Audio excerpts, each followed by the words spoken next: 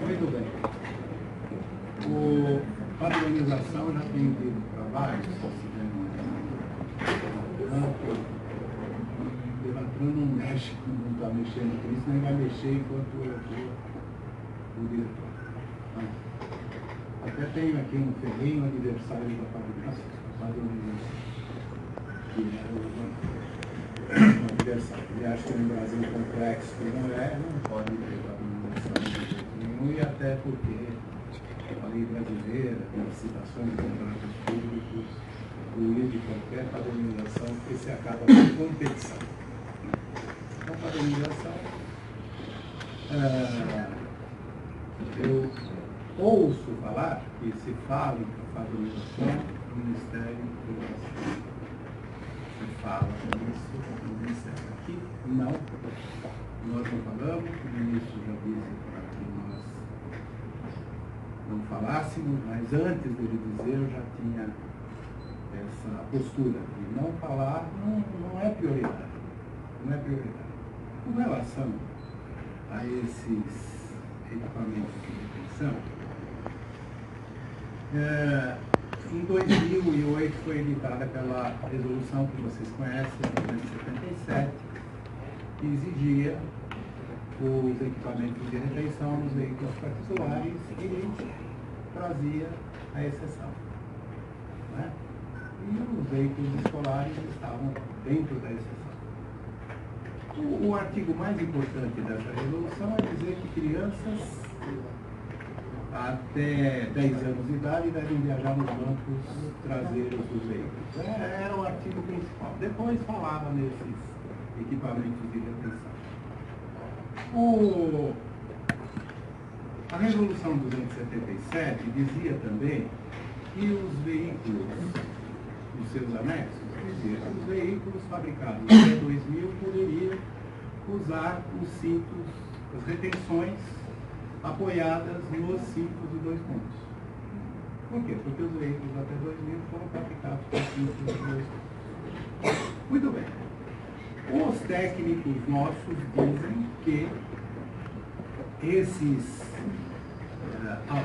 instrumentos de retenção, equipamentos de retenção, podem ser usados. Entretanto, nós não podemos só ouvir o que os nossos técnicos falam, porque quem faz a acreditação das cadeirinhas, dos recursos e assento suspenso, é o IMETRO.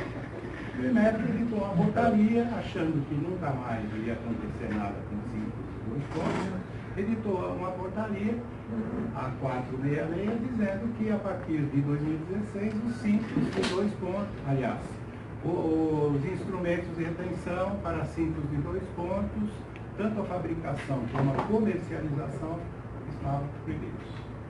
Muito bem. Antes de editar a resolução, que tirou vocês da exceção, nós fizemos algumas consultas, algumas análises, etc. A resolução que foi editada recentemente, ela estava na pauta do CONTRAN em abril do ano passado. Estava na pauta para ser votada. Um dos conselheiros pediu vista desse projeto de resolução, pediu vista.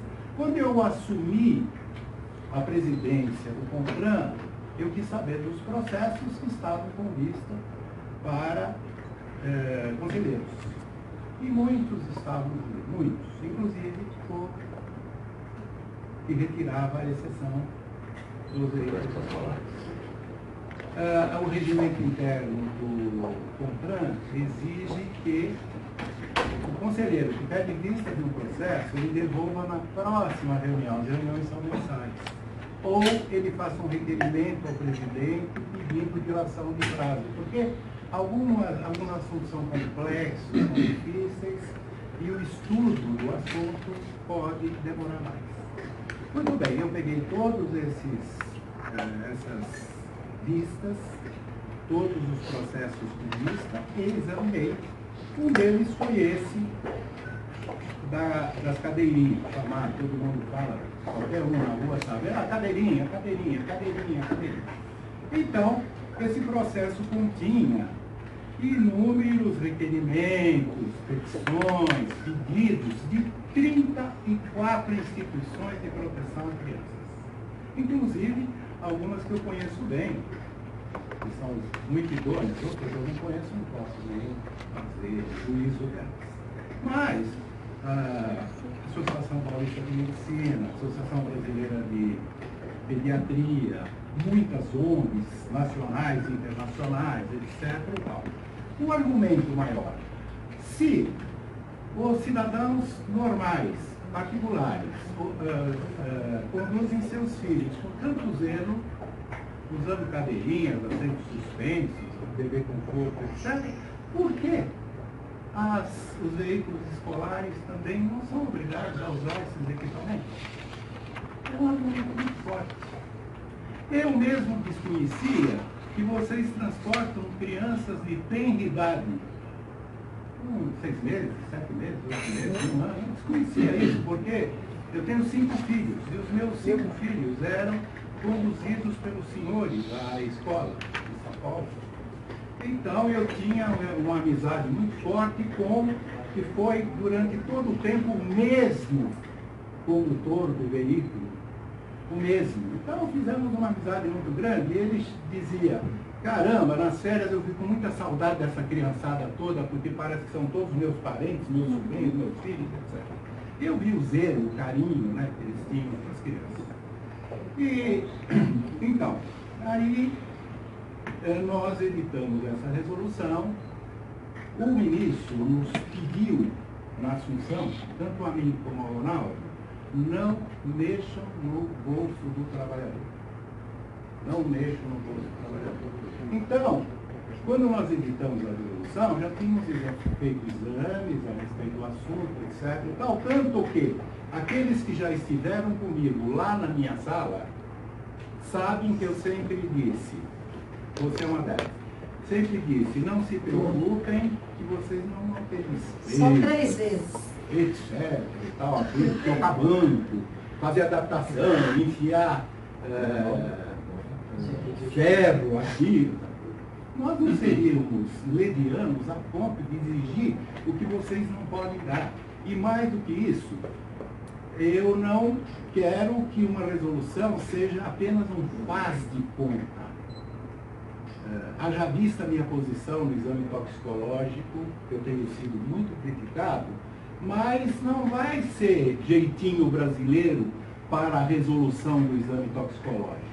O exame toxicológico para motoristas profissionais vai ter que ter credibilidade. É por isso que eu tenho sofrido todas as pressões, mas convicto de que a minha postura é a correta. Então, no que diz respeito a vocês, nós, com relação à cadeirinha, vocês não vão precisar fazer modificação nenhuma nesse caso. Porque elas eram aceitas para simples de 2 pontos e o Inmetro já assinou e vai aceitar para simples de 2 pontos. Não precisa fazer mudança nenhuma na coisa. Com relação ao bebê conforto, todos que me visitaram disseram o seguinte: o bebê conforto já é ponto pacífico para nós. Porque nós entendemos que o bebê conforto é realmente um equipamento que traz muita segurança a essas crianças de tenra idade. Eu nem sabia, porque quando os meus filhos eram transportados, crianças com essa idade nem iam na escola. Nem iam para, eu não sei, iam para a creche, mas acho que as mães levavam. E aquelas que tinham. Depois houve uma mudança total na sociedade, que a mulher foi obrigada a trabalhar, etc, etc. Antes, 90% das mães ficavam em casa cuidando do lar. Quando eu casei era assim. Agora as minhas filhas são profissionais, às vezes, mais eficientes que os próprios maridos. E mudou, o mundo mudou. Então não há nada que não possa ser feito por vocês. Com relação ao que o deputado falou, olha, o assento suspenso, ele vai trazer muitos problemas. Né? O acidente suspenso vai trazer problemas, etc. Eu, pessoalmente, até acho que criança com essa idade não pode usar apenas o cinto de segurança, não precisa do assento suspenso. Eu acho que foi um excesso de zelo quando editaram essa resolução 277. Na minha concepção pessoal, eu tenho um neto de 3 anos, tenho 9 netos, de 3 anos e 6 anos. Então eu vejo minhas filhas lá com os equipamentos de detenção, como é que elas fazem, etc. Portanto, não vai haver nenhuma despesa extra para vocês. Eu tenho dito assim para as pessoas mais chegadas, que até esses equipamentos, infelizmente, vocês vão ter que repassar para os usuários, para os pais. Mas é uma coisa que, passado o tempo, coberta a despesa, vocês vão ter o equipamento.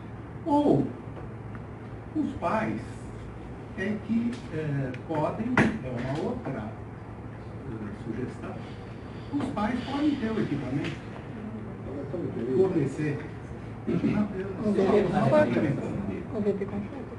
Então não há nenhuma predisposição para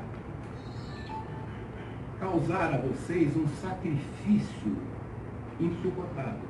Não. Nós, tudo o que for possível, nós podemos, no diálogo, conversar, dialogar e acertar da melhor maneira possível. O que nós não podemos é um retrocesso, retroceder. Não podemos retroceder em algumas coisas, mas podemos, com bastante humildade, ceder em alguns pontos. Eu não posso, simplesmente, como querem alguns, dizer, não, revoga a resolução. Não posso fazer isso. Porque existe, por trás de tudo isso, existem muitas reivindicações e, se vocês fizerem uma pesquisa de opinião hoje, essa resolução tem aceitação de quase 80%, que é uma pesquisa particular que eu fiz em São Paulo. Chegou a 79% de opinião favorável. Mas o nosso carro tem isso. Calma aí, deixa ele terminar a linha. Sem nenhuma parcialidade. Nas ruas perguntando, em mercados perguntando às pessoas, idosas ou jovens. O que os pais de filhos pequenos querem que os filhos tenham segurança total e absoluta. Aqueles que são já mais velhos ou que nunca constituíram família, etc., são mais isentos, analisam com mais frieza, sem parcialidade, etc. Então, essa é a predisposição do Denatran, do CONTRAN. O CONTRAN, o diretor-geral do Denatran por força da lei do Código de Trânsito, é presidente do CONTRAN. O CONTRAN é um colegiado.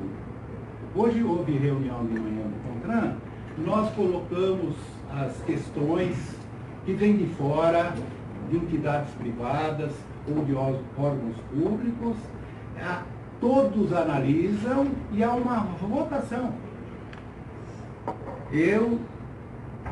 Muitas vezes, aquilo que eu proponho, eu saio da reunião derrotado. Por quê? São representantes dos ministérios que votam com independência total e absoluta. Não existe pressão nenhuma. Então, é um colegiado que vota e as minhas palavras sempre são as seguintes. Nós temos que trabalhar visando sempre o bem da coletividade. Esse é o desiderato maior do CONTRAN. Todas as regras, as normas que são editadas no CONTRAN devem visar o bem comum. Não estamos pensando em bem de grupos, interesses individuais, etc. Eu não penso nisso. E falo sempre, nós não estamos aqui para criar dificuldade e vender facilidade. Nós queremos o bem comum. Não podemos mais suportar essa situação que vivemos hoje de trânsito caótico. Ainda não saiu a estatística de 2014, mas oficiosamente nós já sabemos que teremos cerca de 51 mil mortes no trânsito no Brasil. Na guerra do Vietnã de 13 anos, os Estados Unidos perderam 58 mil soldados. Nós perdemos em 1 ano e meio mais do que isso. No trânsito. E somos signatários de uma resolução da ONU que exige um decréscimo de 50% nos acidentes até 2020. E nós estamos subindo de 46, de 43, 46 para 51. Então, todo o esforço possível para evitar acidentes, nós vamos fazer. Esse é o desiderato maior nosso. Pois não, posso? Eu tenho conhecimento de direito, mas tenho conhecimento de fato por exercer atividade diariamente. E o senhor já esteve conosco aqui? Aqui ainda não. Ainda não.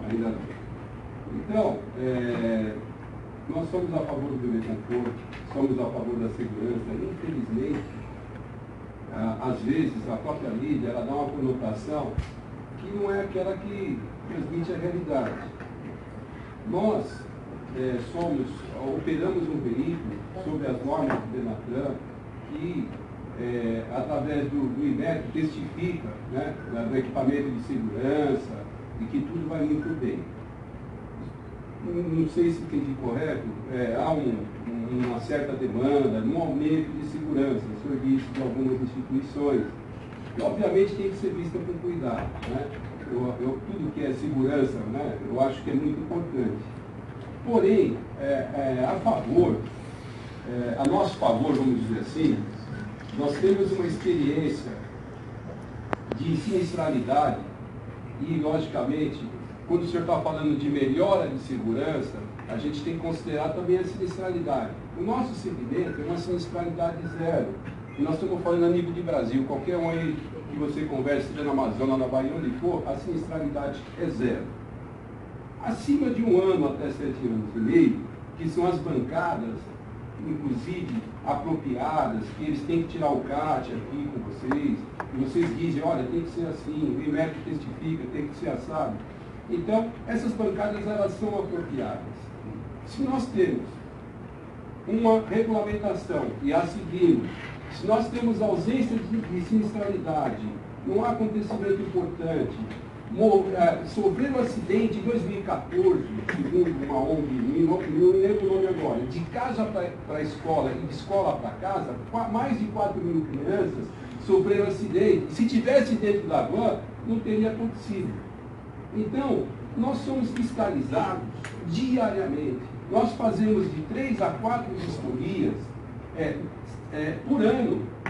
Então, nós temos um tacógrafo, e como o senhor bem disse, e os vínculos aqui afetivos por parte de vocês, como pais, testificam da nossa responsabilidade. É muito gostoso de ouvir isso de vocês, falar, pô, os tios são responsáveis, são vínculos de familiar. A gente perde durante as férias com essa ausência, porque no dia a dia se constrói esse relacionamento.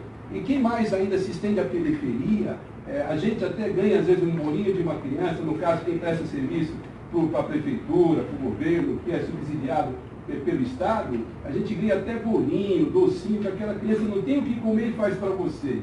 Ou seja, em alguns momentos, a gente faz a parte do pai, o pai ausente. Hoje nós temos uma desconstrução familiar muito grande, nós sabemos que, infelizmente, né, hoje, aquela coisa de casar e estar casado até o final não vale mais, né, uma coisa que a maioria que teve esse privilégio hoje não tem mais, e a gente vem suprir isso na relação do dia a dia. Hoje, quando você é afrontado no trânsito, você não mostra nenhuma sinalização, por quê? Nós somos referência de educação, nós somos um braço da educação.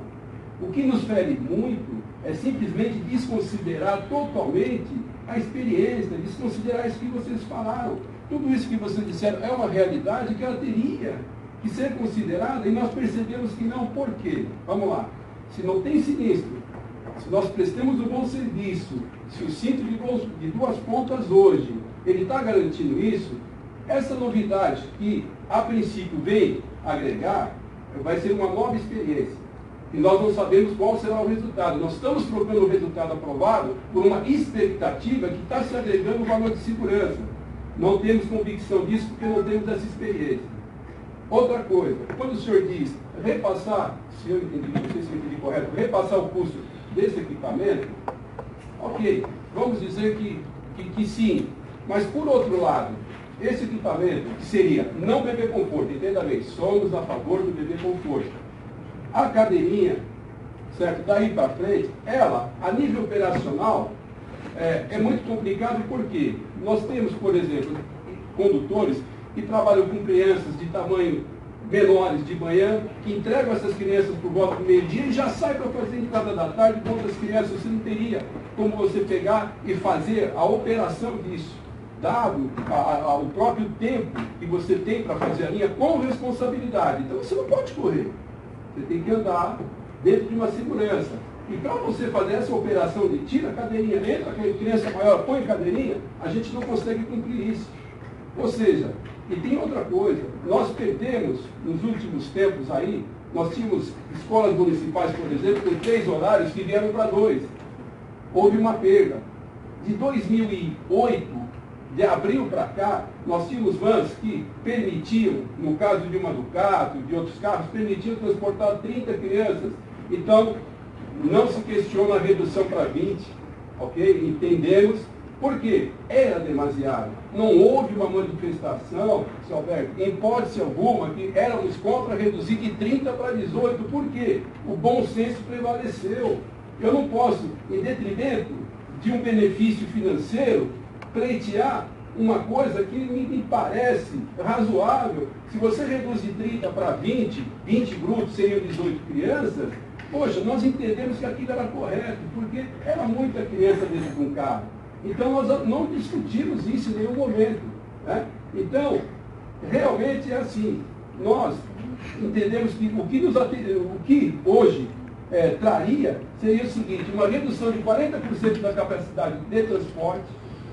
Não tem como você colocar essas cadeiras, você reduz 40%. E isso, das duas, uma. Ou nós não transportamos mais essas crianças e saímos fora, e os pais que se virem arrumem transporte, ou por outra, repassamos. A economia do país não permite hoje, Roberto, você sabe disso. A economia hoje nossa, ela está, a gente não sabe o que vai acontecer daqui 2, 3 meses. Está muito grave. Imagina se reduz a capacidade de 18, que era 30, e você traz ela para 13. Como que esses pais vão assumir? Esse não vai conseguir. Aí nós não vamos conseguir repassar. O custo de uma van, por mês hoje, é perto de R$7 mil. Se você considerar que a maioria aqui tem carnês aqui que chamam de Bíblia, de tão extenso que são. Tem muito aqui ó, que se converteu de tanto orar para conseguir pagar a prestação. Não consegue. Muitos até... Eu estou aqui não fazendo uma denúncia, mas eu vou falar uma coisa para o senhor. A gente percebe que pessoas têm que buscar outras opções que venham a somar para poder cumprir os compromissos. Ninguém aqui quer andar errado. Ninguém aqui quer fazer frete de igreja, essas coisas, entrega de supermercado. Eu já ouvi falar que tem até quem faça. Aqui eu tenho certeza que não tem ninguém. Na verdade, o que a gente quer é andar certo. Se nós perdemos nessa capacitação, isso vai ter que ser repassado. O mercado não consome. A economia hoje não permite nada mais. Hoje as contas elas estão vindo assim paulatinamente a todo dia alguma correção. Obrigado. Presidente, mais uma vez a oportunidade, a deputada Diego, por ter conseguido esse encontro com a gente. Eu sou de Minas Gerais e queria dar por 2 pontos. Já, Celso somando, inclusive. 2 pontos. Em relação à cadeirinha, conforme o Formiga bem colocou, o bebê conforto é discutido.